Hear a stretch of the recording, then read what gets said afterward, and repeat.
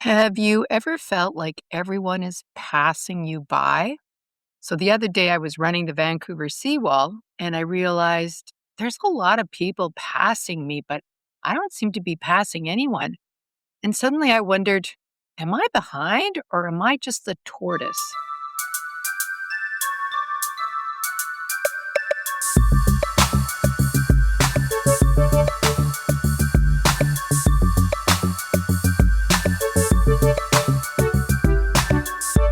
Hi, and welcome back to Women on the Brink.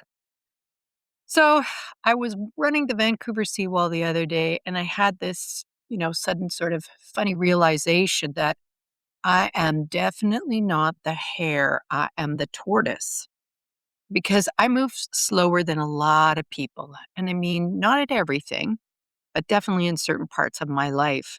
And like, it doesn't necessarily take me longer to make a decision. And it doesn't really take me longer to adapt to change, but it definitely takes me longer to trust myself and longer to get where I'm going. Not because I'm indecisive or because I'm resistant to change. It's because I tend to choose the less beaten path. I've never really been drawn to the obvious route or the most efficient route or the most conventional route. I tend to choose the scenic route, the path with more bends in it and curves, more questions, more curiosity, and definitely more detours. And yeah, I guess that can take longer. But I'm beginning to realize that it's not because I'm lost. It's really just because I am the tortoise. I move slower than a lot of people at certain things. Not everything, but definitely when it comes to finding my way. I need time to trust my inner voice and to know that the direction I'm moving in is actually mine. And once I trust it, I'm pretty steady. I keep going. And basically, that's exactly what the tortoise does. So, we live in a culture obsessed with the hare: fast, efficient, optimized, productive, always moving.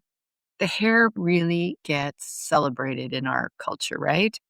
And they go after the promotions, the likes, the applause, and the visible wins.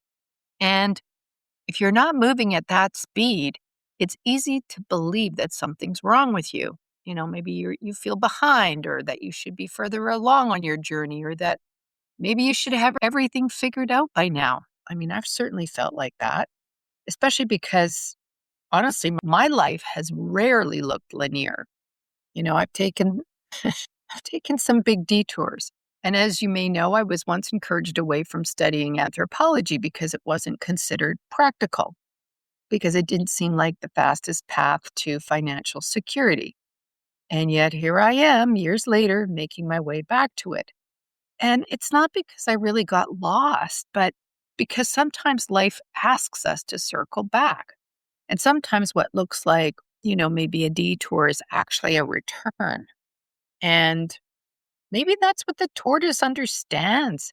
Life is not a race, that there's wisdom in moving steadily and that there is value in depth, that some people are here to sprint and some of us are just here to notice things, or maybe to feel deeply or to ask different questions and to choose the path that doesn't always make sense to other people.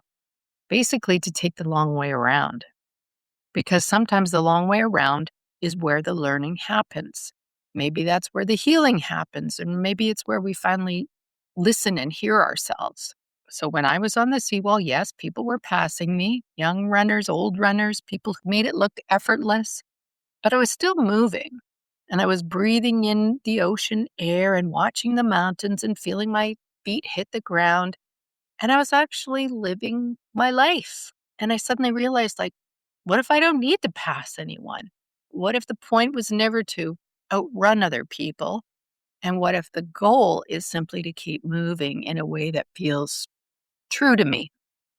The tortoise doesn't panic because the hare's faster. The tortoise doesn't start sprinting all of a sudden. The tortoise just keeps going, steady, intentional, and faithful to its own pace.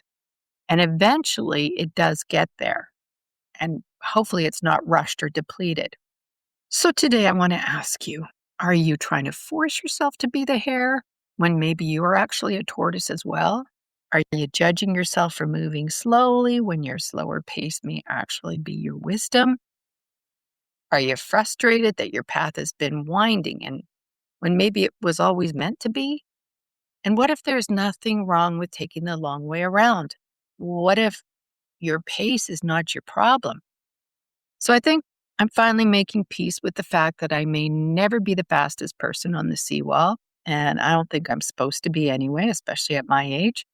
But maybe my job is simply just to keep moving at my own pace, on my own path, and just trusting myself to stay on it and trusting that the long way around is really okay.